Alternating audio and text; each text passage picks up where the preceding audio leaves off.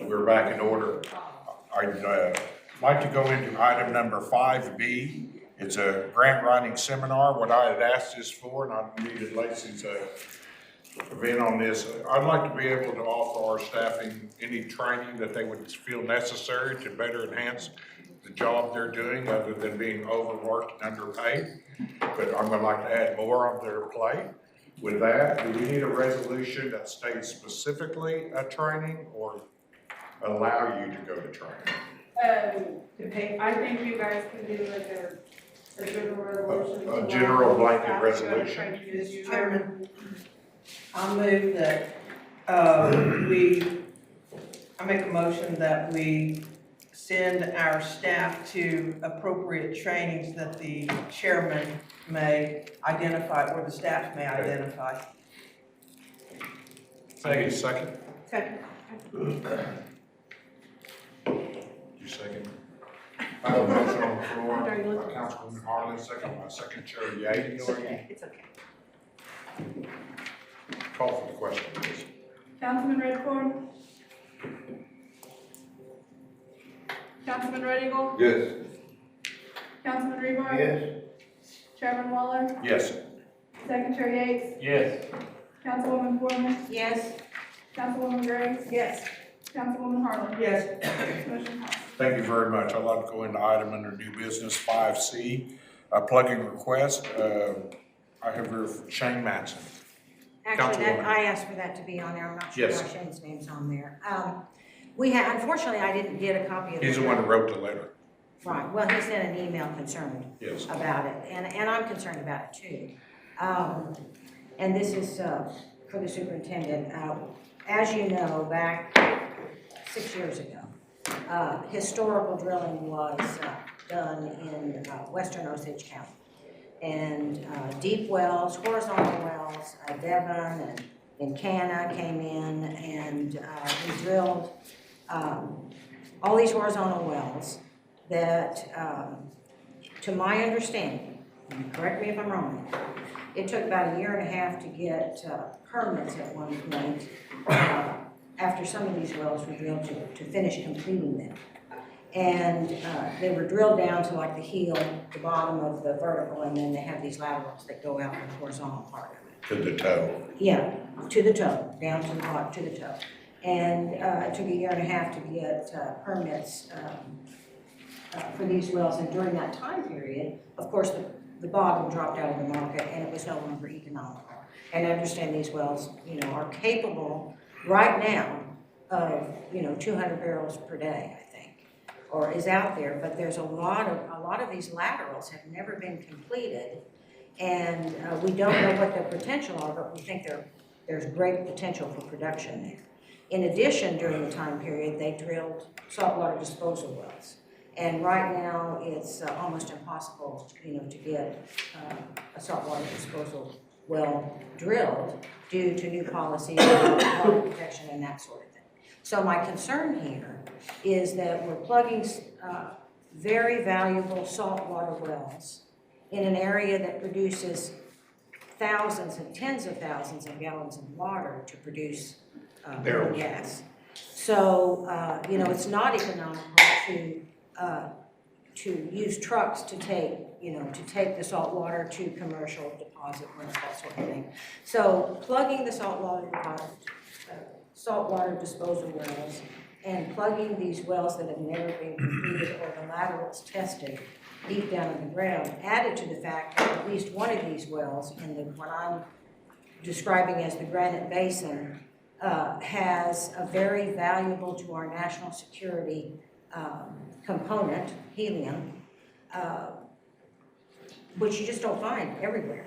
And plugging these wells will permanently, in my opinion, cease any activity in this area, because it's no longer economical to drill in Osage County. As we all know, we have no new operators coming in. And I'm very concerned about plugging these wells before we even know, before we finish completing them, and before we know the potential, of the possible future production from, and there's quite a few of them, I think.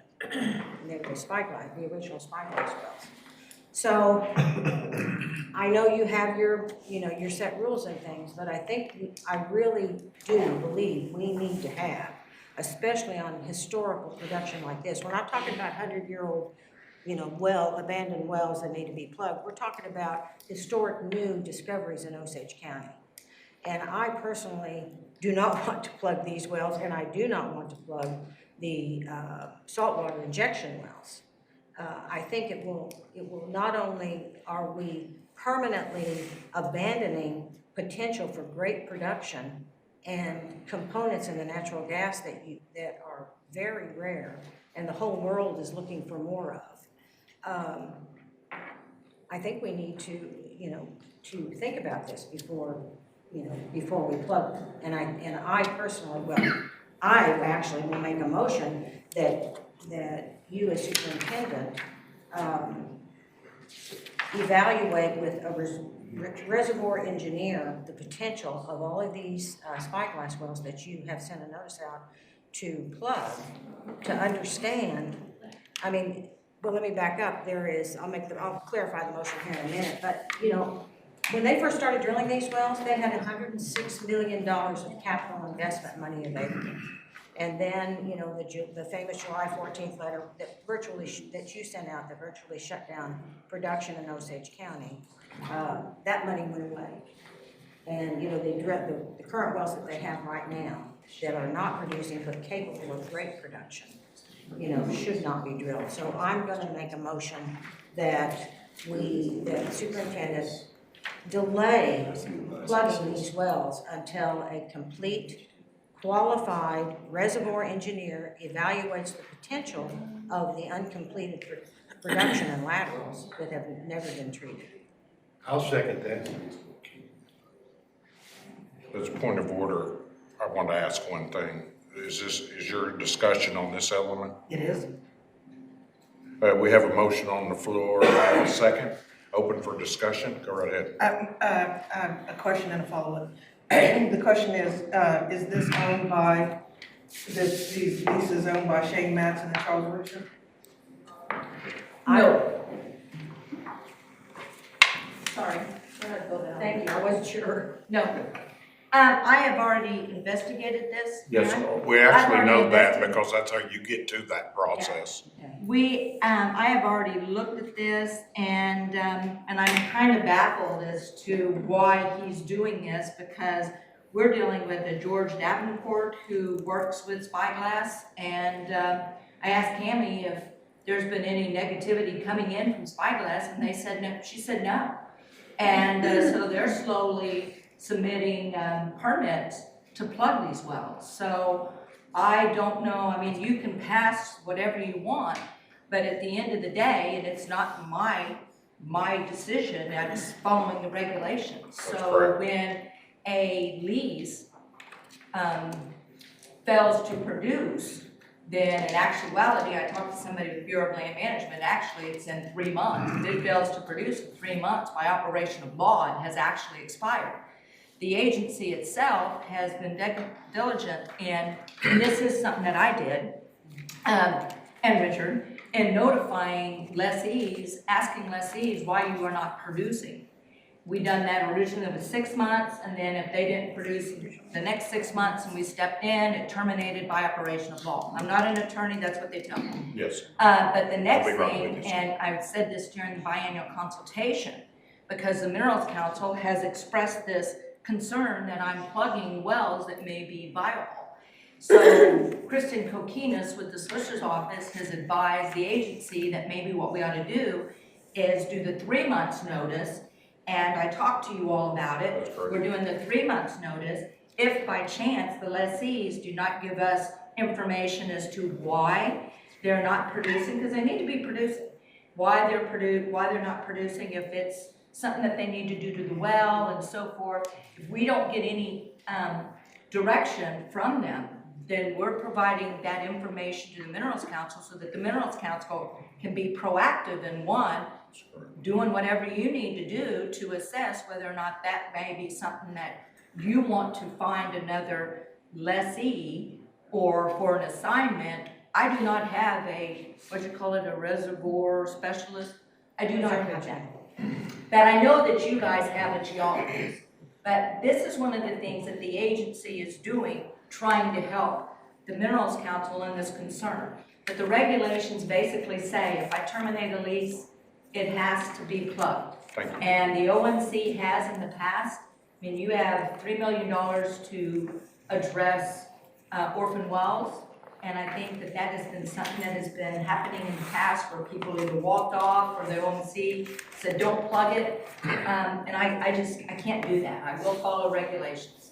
So I have to go, I have to follow up the Councilwoman Gray, then Councilman Rebar. And then you can finish it. Mr. Chairman, I am a little concerned about why the council is bringing business on behalf of a producer. If the Spyglass is asking to, excuse me? Royalty on it. Ms. Jim Foreman, Hansen is working. Ms. Foreman is concerned about the royalty barrels that are maybe plugged in, Key word there was maybe. I believe that we're talking about a letter from Mr. Matson, and if I heard the superintendent properly, Spyglass is actually trying to get permits to plug their wells. Again, I'm not sure why we're bringing producer business. If producers want to keep their wells open and keep them from being plugged, if they have a lease on it, they need to come in and talk to us. If we believe it's a viable lease, the superintendent's already provided a process for us to step in and take some action ourselves. Quite frankly, it looks like to me it's just another opportunity to get the superintendent. That's all I have to say. Councilwoman Gray. Yeah, and looking at this email, it's, can you scroll down to where it says from Shane Matson? And it's to Everett, Chairman Waller, Chief Standing Bear, Legal Counsel, Charles Wickstrom. It says, hello all, as you may recall. I mean, it looks like, I'm just kind of concerned of why this is on our agenda, and we have council people, council person, bringing this up on behalf of, to me, it looks like it's on behalf of the producers, and I just have some concerns about that. If this was a concern of Mr. Matson, I would have hoped that he would have brought this up himself to the council. That way, I would have a better understanding of the position on this, or Mr. Wickstrom. But I think it would put, I don't think I would be in a comfortable position if I had producers come to me and say, hey, will you go advocate for this? And I think we've got a process, and we've discussed this already with the superintendent. Thank you. That's my Councilman comment. Rebar. thank you, Chairman. Councilman Gray. With regard to the producers, I think Councilwoman Foreman is concerned about our royalty barrels that are going to be plugged back and never recovered. These are, regardless if there's a current producer or not, maybe the current producer doesn't want to, maybe they want to plug it. I would be opposed to that on these really unique, expensive wells that even if somebody walks away from them, I think that we should evaluate the plugging of these really expensive, unique wells before they're plugged. And the superintendent position is that the regs require that I plug a well if it doesn't produce, terminate a lease, give them 3 months or 6 months. And if they don't do it, then boom, I plug it. No, if I remember the regulations correctly, and council can correct me, but I think that it's at the sole discretion of the superintendent, but her obligation to evaluate the commercial viability of the well before a well is plugged. And that's not been done. She just told us that she's not qualified to do it. Her staff isn't qualified to do it. Mentions our geologist. He's not a reservoir engineer, even though he's extremely good geologist. He's not a certified petroleum reservoir engineer. I would just like, and I seconded her motion. Her motion, if I'm not mistaken, is to request or insist that the superintendent have a certified reservoir engineer evaluate it before the well's plugged, whether it's under an existing lease that's still in effect, or whether the lease has been terminated or expired by its own terms, that the superintendent meet her obligation to evaluate it for its commercial viability before the well's plugged. That's all. I have to go through line, Councilman. Thank you, Chair. My question to Ms. Foreman, is this in reference to saltwater disposal? There's a multiple wells that have been notified that they need to be plugged. Some of Okay, them you're are saying saltwater that- disposal, some of them are barrel, oil wells and gas wells. Okay, so, it's gonna affect their program, especially saltwater disposal, if they're not gonna be able to implement what they plan to do. I guess I've got a comment, Chairman, and we did previous work with the Pennsylvania's, marginal well group, University of Penn State, I think it's Pennsylvania or Penn State, it's been a little while.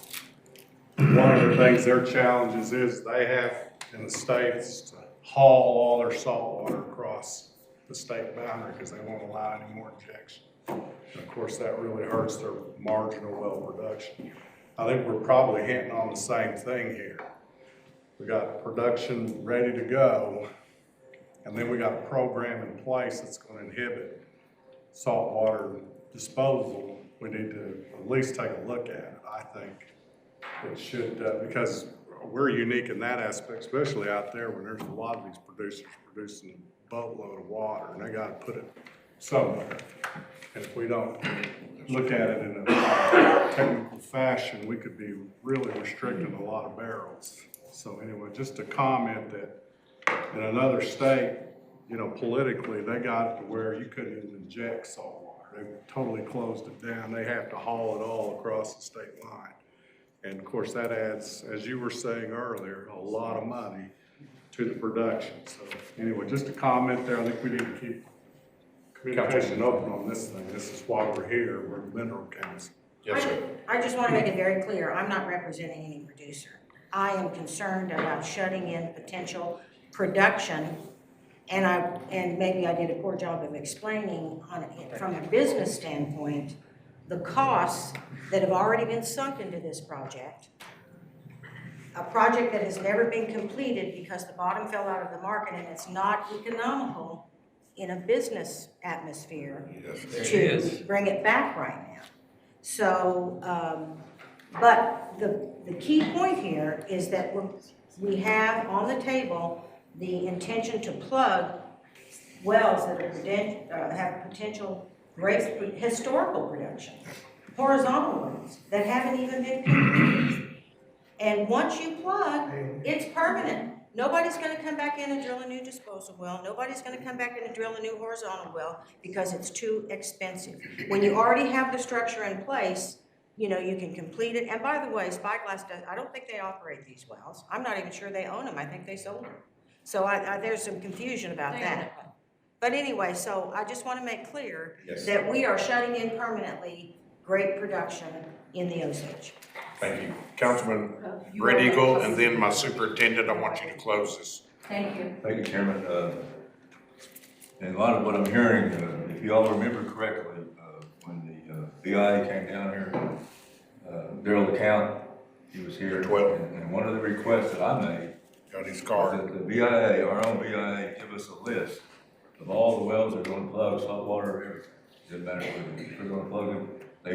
He asked them specifically to give us a list of that. Have we received any list? Not yet.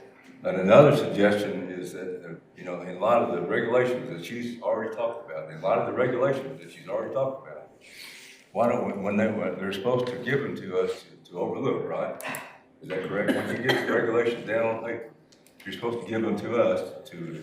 Yes. Okay, when we get those regulations, maybe we should insist that they don't plug these wells until we evaluate it, or a reservoir engineering evaluation. How does that sound? It sounds good to me, and I would like to ask the superintendent a question. Have you sent after 3 months, have you sent your evaluation of We're in the process of getting it done now, yeah. Okay, so. Thank you, Superintendent. This is to address something that Councilman Reard said. And this is why we are basically going into the 3-month notification. At 25 CFR 226.28, shut down, abandonment, and plugging of wells. No productive well shall be abandoned until it for further profitable production of oil and gas has been demonstrated to the satisfaction of the superintendent. Lessee shall not shut down, abandon, or otherwise discontinue the operation of use of any well for any purpose without the written approval of the superintendent. So basically, we're utilizing this, doing the 3 months notification saying, we don't show that you have asked permission to temporarily abandon or do anything to that effect. And at that point, the Minerals Council will receive notification of those that we did not hear anything from. That's correct. And then you guys, hopefully, or OMC at that point, will be able to give the agency some direction as to what you want to do. Fair enough.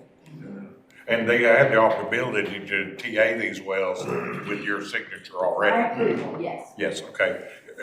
Do you have anything else to add? No. Call for the questions. What is the question? Please repeat second chair, did you have anything you wanted to add? I was just gonna expound on what was already brought up, but this was presented by Shane Matson. I would have been glad to hear what he had to say. But he didn't show up, I would not have let this process go any further. I'd have said, if he's not here to present his case, that's it. Until he comes before this council, I don't want to hear anything. And I find it very disturbing and maybe crossing the line where we got one of our council people lobbying for this producer. I think that's a dangerous position, that a producer, they can come in, yes, we'll listen to them, but they need to be here to present it in person. As for these horizontals, that play came in and it worked to a certain extent, but the rate of, they did not pay out in the long run. They went from, like, I know there was a few that was very successful. I've heard of some 1,500 barrels per day. But within a year, they were down to nothing. So they were not profitable. The rate of decline was too immense, and the overhead to run them was out of proportion. And a lot of these leases are out in the middle of nowhere. They're isolated from any other production, 15 miles from any other production.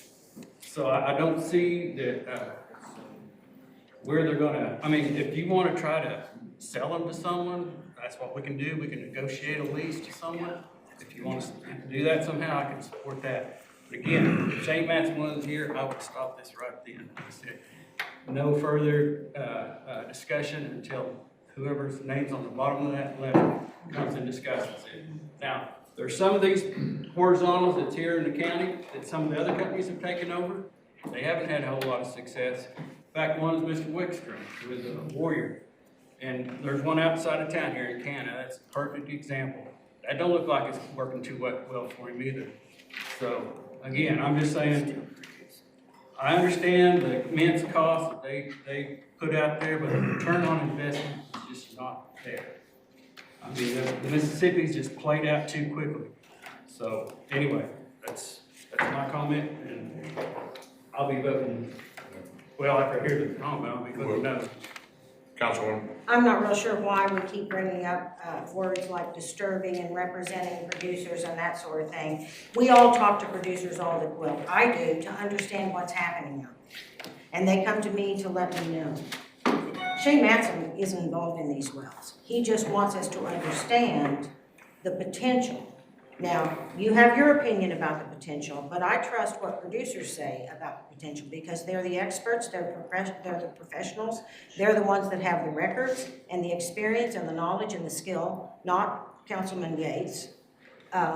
So I am here just to educate that here's a potential permanent, go away forever, you know, on these wells and saltwater, the saltwater disposal wells may be the most valuable thing there based upon what you just heard from Tolly Redcorn. So I just want to make it known that it's not fair to say I'm lobbying for a producer or that, you know, it's disturbing. Do you have a What's motion do you have a disturbing is motion that on we the wanna- floor? we Excuse want me, to- do you have a motion on the floor? Yes, I do. Do you want to call for the Yeah, question? call for the question. I want to hear from I was superintendent. just gonna make the recommendation that if Shane Matson is willing to come into the Minerals Council and ask the Minerals Council for a new lease, then I am more than willing to Thank you. step back and allow him to not plug the wells. But we gotta have a new lease.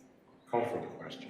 Could I hear the question? Yes, excuse me. We would like clarification on the resolution we're voting on. To delay plugging in wells drilled by Spyglass until a reservoir engineer evaluates potential.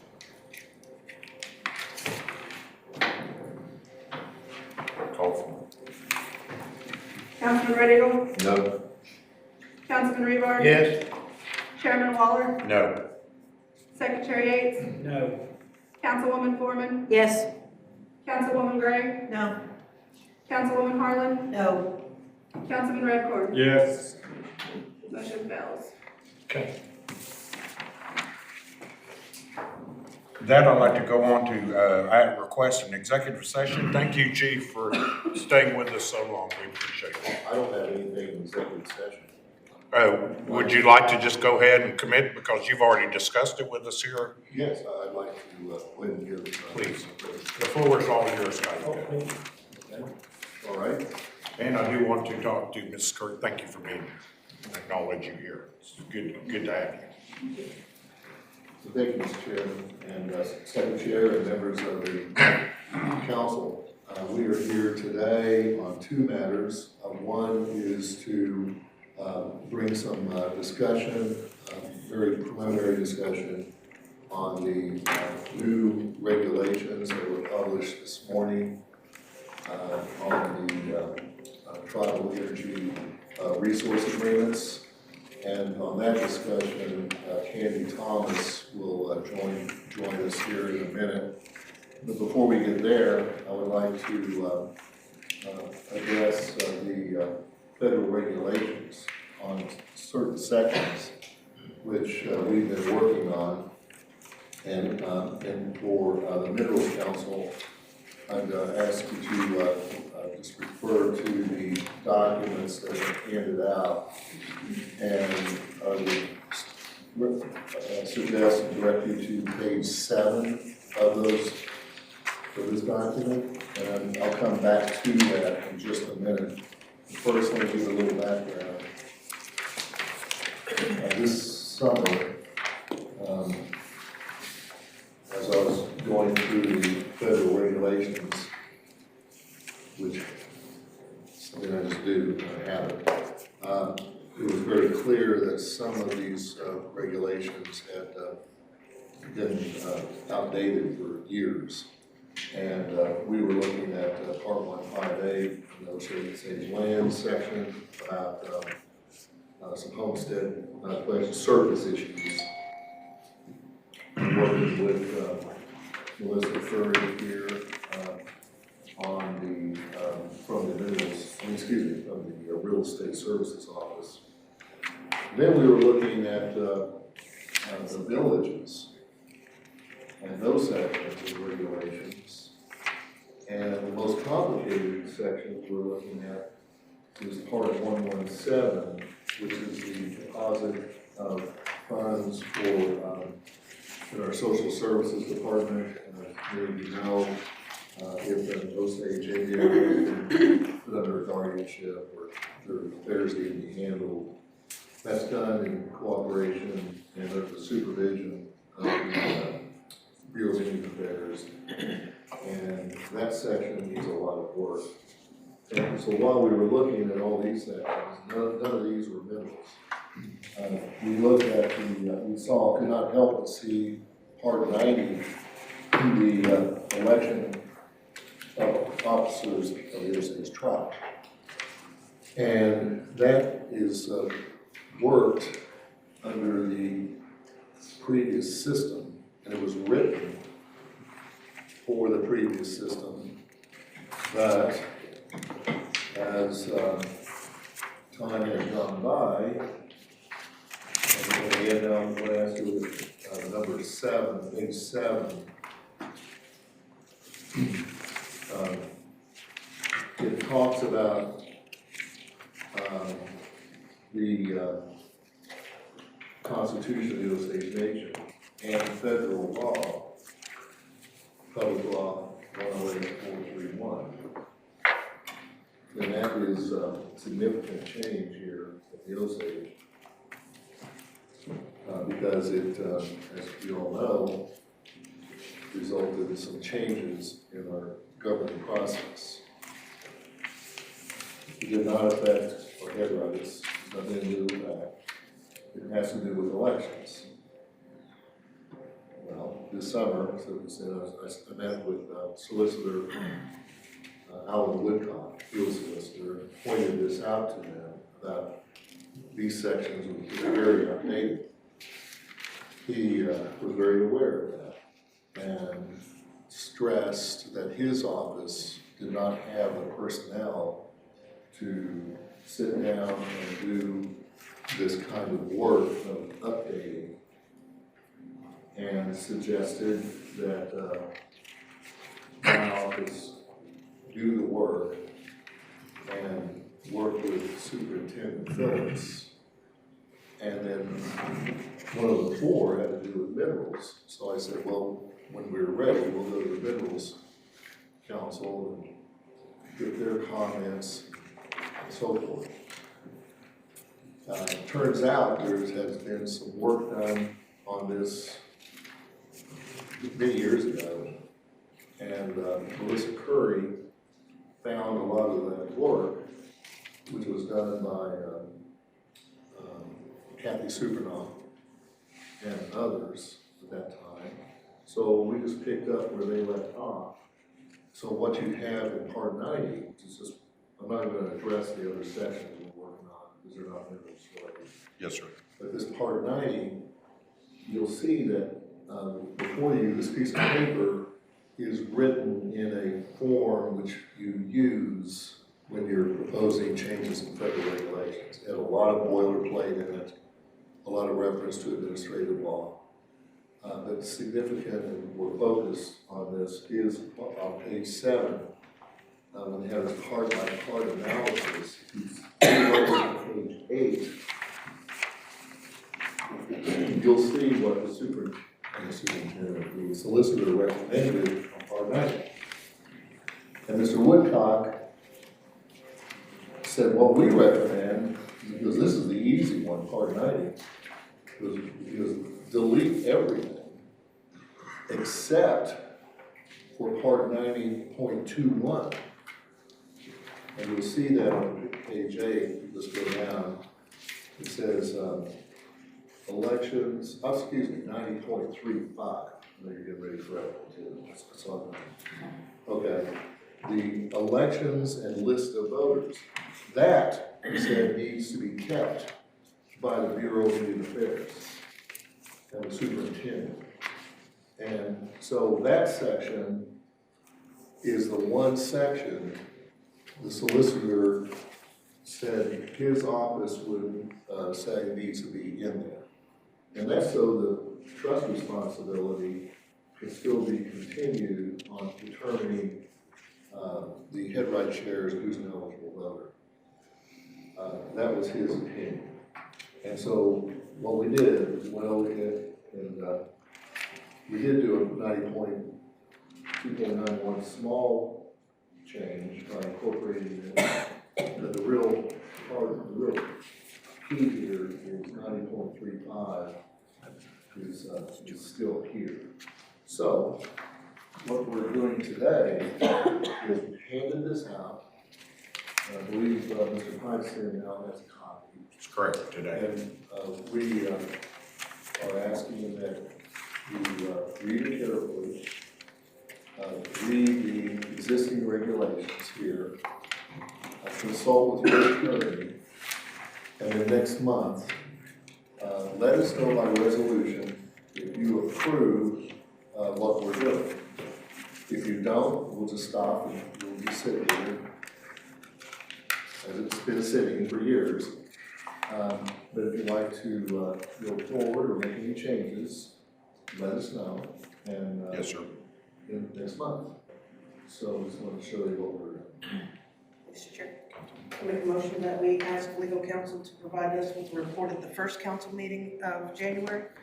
And that way we can be prepared to answer, you know, whether we're going to pass a resolution or not at the second meeting of January. If we could ask Mr. Putnam to give us some sort of report at our first meeting in January. Yes, over this listing here. I'll second that. Any discussion? Hearing none. I have a motion on the floor. If we allow council to review the Part 90. Oh, you've already covered two areas that was the ones I was worried about. If we can keep those in with his advice, I think we can come up with something, but I'm sorry that we had him write the letter. Call for the question. Excuse me. Discussion? Yeah, I just have a question directly to our legal counsel. I know that we've got you. I know that we have an update, a time to get another document out. Would it hurt us if we just wait till the middle of the month to get that? Like 1 month from today, our second meeting instead of the first? I would like to keep with the scheduling because that way we can get it to the middle of the month if necessary to complete the review for options. I'm good with that. I know we haven't. Yes, Councilman. I know the nation has identified one area, but I'd like, if it's possible, to maybe have comment on the whole Project? The whole thing. Thank you. If that conversation can happen too, not squarely on one item here, but the whole. Are you specifically identifying our homes where we live, you and I live? You want to make sure we're reviewing that also? Just a nation, and agreed, Chair, a nation, just to broaden it to ensure that we have communication on all the elements of the proposed changes. Yes. I'll amend my motion, Mr. Chair, to provide that Mr. Pipestem give us feedback at our first meeting in January on all of the proposed changes the chief brings to us today. Council? You have to accept that. First of all, I agree with Chief Standing Bear that the Part 90 elections rule is clearly outdated, right? And we don't follow that anymore. We run our own elections. Now, that being said, it's a little bit tricky because it relies on 1906 Act and amendments, and we'll be interpreting that. So the draft preamble that we have interprets the 1906 Act and amendments with this December 2004 Act that reaffirms the inherent sovereign rights of the nation to determine its form of government. Membership Membership of form of government. So when we're into that relationship between the 1906 Act and that law in particular, I would suggest, particularly if it goes into a CFR and is published as a federal rule, we got to be careful with that interplay of laws. And so I appreciate the chief bringing this up, and I know that it's a little bit tricky. It's not as straightforward because of that. It's what you're getting into. And I'm not sure there's much law or interpretation of those together. So this may be a first impression on that. So I would just encourage the Minerals Council, if we could work with the chief's counsel, or the chief and his attorneys on this. Because the other parts, I think the most efficient way is just to see what they come up with, and we can comment on that rather than try to produce something. Maybe that's the most efficient way to do it. But I do think this part about elections, if you look at that rule, it cites to 1906 Act and the March, I think it's 1926 amendment. There's another amendment to the 1906 Act. And all I'm saying is we should go carefully into that once we're producing something that we assume is going to be a federal publication on those issues. As a review of ROD also, of record of decision that we have to live with from then on. Council? Mr. Chair, I'll ask the chief, if he gave us a hard deadline of 30 days. Oh, no, it's not hard to. Can we extend that time out and allow for Mr. Pipestem to work with your legal counsel? The attorney were, Councilwoman, the attorney were, this team is Tara Mason Moore. Very good. If I could amend my motion, Mr. Chair, it would be that Mr. Pipestem work with the executive branch's legal counsel on these regulations and then present to the Minerals Council in an appropriate time. And that's gonna require you to accept that and give your second on that. As second, I do. Chairman, that is fine with me, and I will report on it. I just, it's, if it's a hard deadline, if it gets complicated, I prefer a little bit of flexibility there. Yeah, I appreciate it. Yes, go right ahead, Councilman Reddy. We have an election committee, you know, and we've met once or twice on this, and we do agree that there's a lot of changes that need to be made. But also, just like the council said, we've got to go at this very delicately, and because there's the 1906 Act, in 1928, I think it was amended, that has to be considered too. And these take a little time on it. Thank you. Yes, thank you. With that, Councilman Rebar. Thank you, Chairman. Question for the chief. The list of voters that we received for our election that put this mineral council in place contained numerous errors. I believe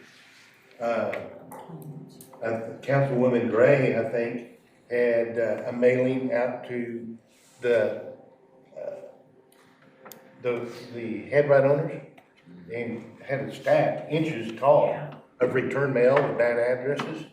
Is there anything, would this be the proper area to revise the list and verify addresses so that we know that all our head right owners are notified and aware and have notification of the election? That is not really a problem, because that's not trust responsibility, that's just simply administrative. Sir, I've got to call into Washington. I've got to step out of it. And before you leave, Chairman, I was gonna say that on the villages in Part 91, our team will be meeting with all three villages in the near future. So before we go forward on Part 91. Yes, sir. Okay. Excuse me just a moment. I just asked if Superintendent Phillips could address the addresses. Fortunately, we now have a module for in TAMS identified as the Osage annuity. Prior to that time, we were using what we called the Osage suite, and then you have TFAST. Well, OST basically would update individual addresses, and we did not have our system updated. Now that it's all together, then when we generate a report, it will be based on the financial address that's in the system. So as long as individuals keep their address up to date with their individual Indian money account, that should not happen again. We're getting there. Thank you. Councilwoman Gray? Just lastly, we had sent out to update, some people get their stuff directly to their bank, and then some people want to have like their newsletter sent to their home. So those are two different addresses, so that's not gonna be that helpful to us. We need to get a communication, so that's why we're hoping that we'll work with you and OST on getting that list, and then with that, I can call for the question. One more. Oh. We'll go to Ms. On the addresses, Curry. could we not have this list pulled from the residential addresses instead of the financial? In TAMS, it calls for two. That happened, what, 2 years ago? I don't know. Yeah. I believe when we generated the report with the Osage annuity, not the Osage annuity, the Osage suite, we had the one address in there. No, TAMS has a spot for residential addresses. Well, it does now, but we, 2 years ago, we were using Osage suite, just like we had used in the past. We didn't have TAMS. We'll work that out. Call for question. Councilman Rebar, Yes. Chairman Waller, Could you switch with Candy? Secretary Yates, Yes. Councilwoman Foreman, Yes. Councilwoman Gray, Yes? Councilwoman Harlan, Yes. Councilman Redcorn, Yes. Councilman Red Eagle. Yes. Motion passes. Moving on to the agenda, The second matter was, okay, go ahead. yes, please. As everyone, at least on the Minerals Council knows, and Legal Council, and BIA, a year ago, President Trump signed into law some amendments to federal law, and it said in 1 year, you shall have the regulations issued, and this council has, like we have, seen drafts and comments were filed, and I know most of you have not had time, and I have not had time to read it all, but I do note that your voice was heard, because if you go into, when you go into what was published this morning, in the section by section comments toward the area that says trust responsibility, it talks about several commenters sought confirmation that the Secretary of Interior's trust responsibility and provision of other statutes are unaffected by the TERRA regulation, or these commenters, which would be you, in fact, express concern that they would lose the trust responsibility protections of the Secretary if a tribe enters into a TERRA or a TITA. Here is the response published this morning in the Federal Register, which is the prelude to inclusion in the CFR. The response of the Department of Interior is, the TERRA regulations explicitly preserve the Secretary's trust responsibility. See section 224.40. The TERRA regulations do not affect who is considered a trust beneficiary. The 1906 Allotment Act is not affected, or the ability of beneficiaries to elect to choose to maintain their trustee for collection and disbursement of funds. So it has nothing to do with the Office of the Trust Responsibility or your office, really, as far as our money is. This is about carrying out managerial duties if you choose to assume them. Now, let's go to that very quickly. Today, we did not intend to get into that discussion because they were just issued this morning. But I did need to alert the council the views, as should reflect in here, do not talk about separate funding. The meeting with Secretary Bernhardt was brought up, and I would defer to the report from your own legal counsel on that meeting. But one of the matters that were covered was should the Minerals Council and the Osage Nation Congress back it up, take over some of these activities, what money would be available? And it turns out they have, at least so far, determined the vehicle for that is in the 638 contracting, like we do with the BIA on our police or social services or real estate services. And Candy Thomas, as most of you know, is our self-governance director.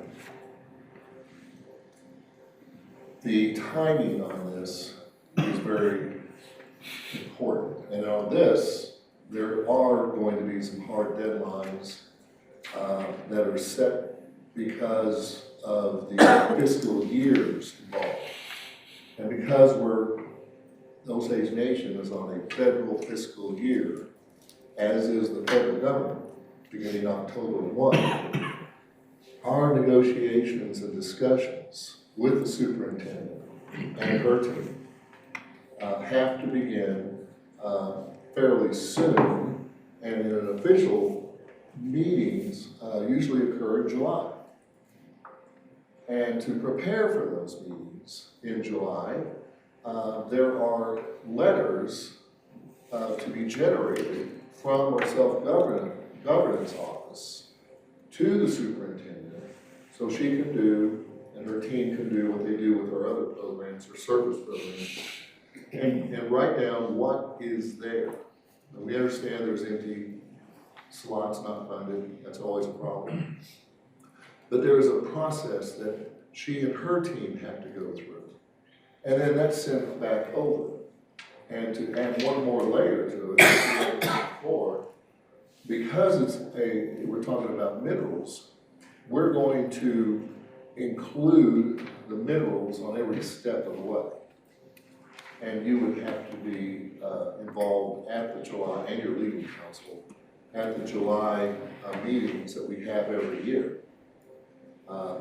So your choices on how to proceed under the federal law and under the CFRs are going to have to be made fairly quickly if you want to go into the next fiscal year. Nothing can happen this fiscal year.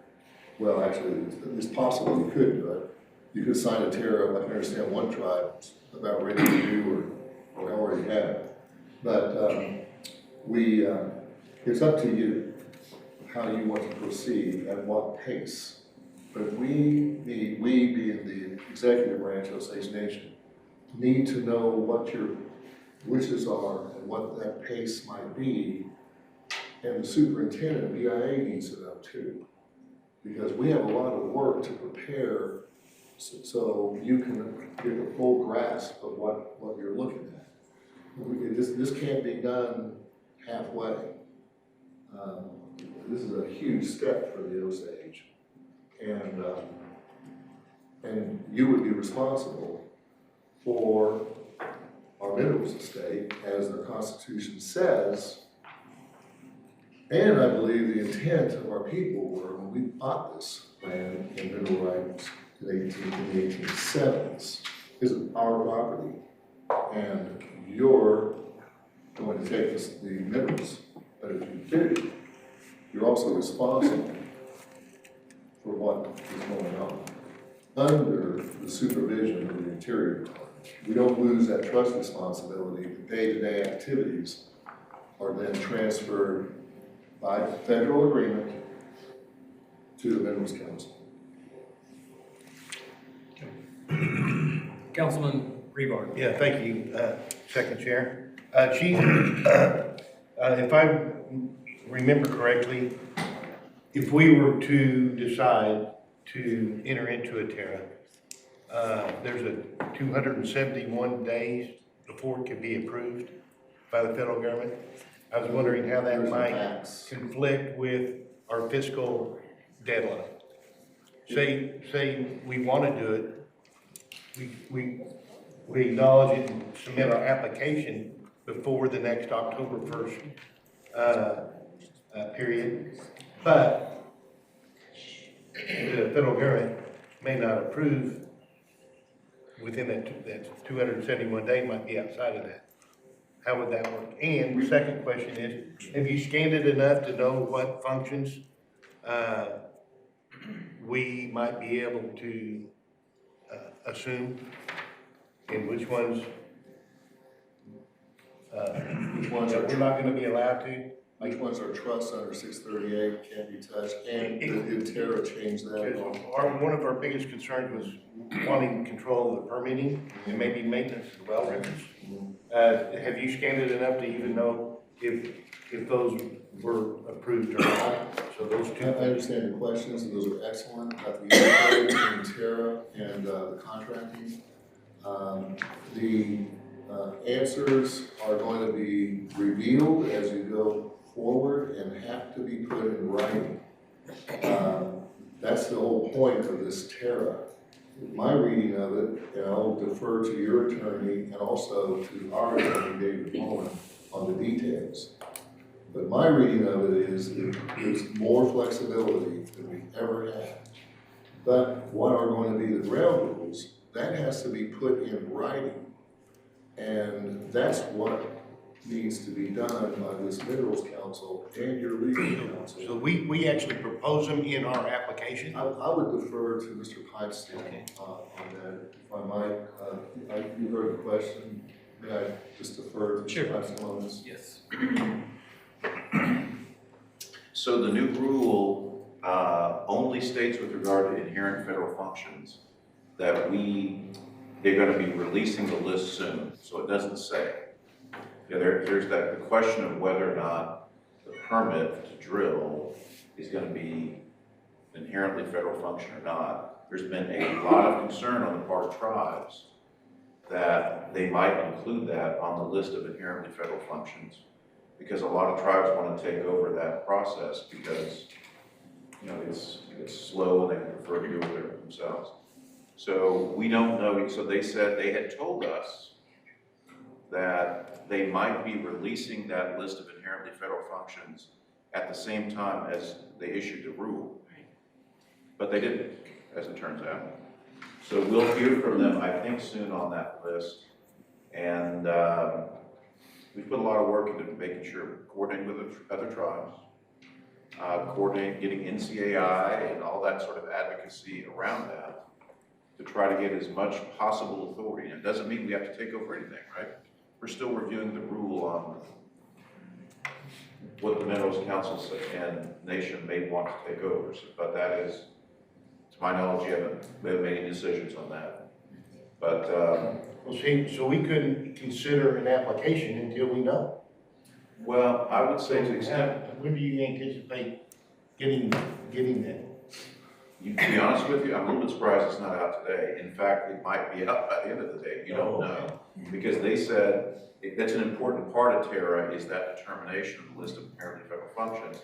But they did tell us they think they're gonna, I think we're gonna get, generally speaking, that they're favoring more tribal authority over less inherent federal function. But we'll see. Could I add something to that? Great. If you would go to the Federal Register and go ahead and enter, TERRA in there, and if you would notice that in comment number 14, it says the Osage Minerals Council stated that in the case of the Osage Nation, there is no single tribal governing body that can unilaterally decide to reduce the scope of TERRA related to the Osage Mineral State. Because both of the Osage Minerals Council and the Osage Nation, Congress and the chief would have to agree. So I think with that being said too, is that when we start to look at this, that we need to bring in the legislative body as well, because right now currently we have no laws on the books governing oil and gas. Our business structure is not set up. I know that we have talked to and directed our council to begin working on that, but it made no sense to be going to work on it until we had the guidelines of what the TERRA is. And so I believe that this would be, we probably need to look at the scheduling of this, so we'll be able to make sure that all three bodies of government are involved in this. So, because that was one of the questions, and then of course it gives the response to this as well. But I think all of us have a responsibility to go through and look at this TERRA, and then I think directing you to. Right, this is all relatively. This is new. A lot of brand things new. still out there, we haven't got the Right. inherent federal duties that they're gonna list, so it's just very early stage. Appreciate you coming, Chief. It's actually late in the stage, respectfully. This is first we've seen it, that's what I meant. I understand, but the drafts have been published, and outside of the political decisions, which I agree, we will go to the Congress for their support of this Minerals Council, which I believe would be relatively easy. But you have to prepare before you go to the Congress, because the sponsors will want to know exactly what they're voting on. And in order to get that done, there has to be a lot of discussion between this Minerals Council, our Office of Self-Governance, and the superintendent. And in order to get ready for that July, what that's going to look like, we need to start working on it in January. I mean, we really need, if you want to do this, we need to get moving. If I could make a recommendation to the Minerals Council, is that we consider asking to have a joint meeting with the chief and the Congress sooner than later in January to get a presentation on what the final rule says. And then I would suggest we get with Congresswoman Alice Goodfox and have a session with the Committee on Land and Commerce, because the only other way is for me to call a special session, which has a multitude of rules to it. Having Congresswoman Goodfox call a committee meeting, and that's where we do our work anyway. Sure. Because at one time we all get together and vote, it's relatively well understood what we're doing. But that's my recommendation, is understanding we do have some time pressure on this to make a decision, that we set a date to get together. That will then make everybody focus on it. And then we can I can, with Mr. Mullen or whoever else, to do a presentation on what the final rule says with some recommendations. The Minerals Council's got to make some decisions about if it wants to do anything at all, whether it wants to take over some part of this, and if so, what parts. And so we need to, some of that requires some input, I think, from the agency about exactly what that is. So and there's technical assistance associated with that. So I would just encourage we create some convening opportunity among ourselves. Schedule the time. Yeah. Councilman Harlan, you've had your hand up for a while. Vice Chairman, I would, Second Chair, I'd ask that, I make a motion that we ask the chairman to coordinate a meeting between the Congress committee that would be appropriate and the executive branch and the Minerals Council to discuss TERRA within the month of January 2020. Second. Second, Ms. Foreman. Motion by Councilman Harlan to set up a scheduling of a meeting between the three Minerals Council, Congressional Committee headed by Alice Goodfox. And any Congress member can attend and would attend that meeting. It's just procedurally, it's so much easier to get a committee together than calling a special session. And who was the third entity? Executive? Executive. Executive? How could I forget? Can I just add something? Did you say have the chairman coordinate a meeting? I believe that's Yes, he will get with all the interested parties and see when it would be convenient for everyone to achieve. Well, we won't Sound be doing anything else till we hear back from you. That's just the way this works. Once you decide, that gives us basically instructions on where we need to do our work. And then we will be working with the superintendent, and then we'll report back at where we are on a regular basis. And you would probably at intervals make suggestions before we get into the July official negotiation stage. And we do this every year, so. First and second, we got a discussion. Do you need a clarification?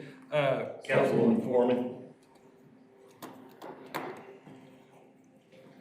Call for the question. Chairman Waller, Secretary Yates, Yes. Councilwoman Foreman, Yes. Councilwoman Gray, Yes. Councilwoman Harlan, Yes. Councilman Redcorn, Yes. Councilman Red Eagle, Yes. Councilman Rebar. Yes. Motion passes. Tell the chair. Chief, is there anything else you want to? No, and thank you for the time. You've got a lot on your plate. We thought these two matters needed your attention, and thank you for the opportunity to present. Just real quick, man. Yes, Councilman. Thank you. Chief, I think you mentioned earlier on that there were other tribes already applying for the TERRA. Chairman Waller had mentioned that to me before the meeting started. Yeah, is it just one tribe or multiple? You mentioned one tribe in particular. I do believe, your attorney could probably tell you about other tribes' interests more than I could. The reason I ask is that it might be beneficial, once we get into this, is to maybe, listen in on some of what these other tribes are doing and how they're approaching, just to not, I mean, I know that we're unique, and I would suspect that all tribes are unique in approaching something like this, but it could be something that we might, every once in a while touch base with each other. Well, I believe that's really good practice, and I know, we have done that in our language, our school. We look at what other tribes have been doing and what works and what hasn't worked. And, but I do know your attorney keeps, a national network on these, and I would recommend you use that. Thank you. I think we need to move on, move into That would motion excuse, to, yes. Make the motion, we go into executive session. Got a motion to go into executive, I need a second. Second by Councilman, Red. Discussion, seeing none? Secretary Yates, Yes. Councilwoman Foreman, Yes? Councilwoman Gray, Yes? Councilwoman Harlan, Yes. Councilman Redcorn, Yes. Councilman Red Eagle, Yes.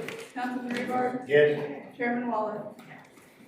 Motion passes. Can we take a break? We are in executive, yes, take a break and we'll come back. I think lunch is here too. Be here with us. Update on,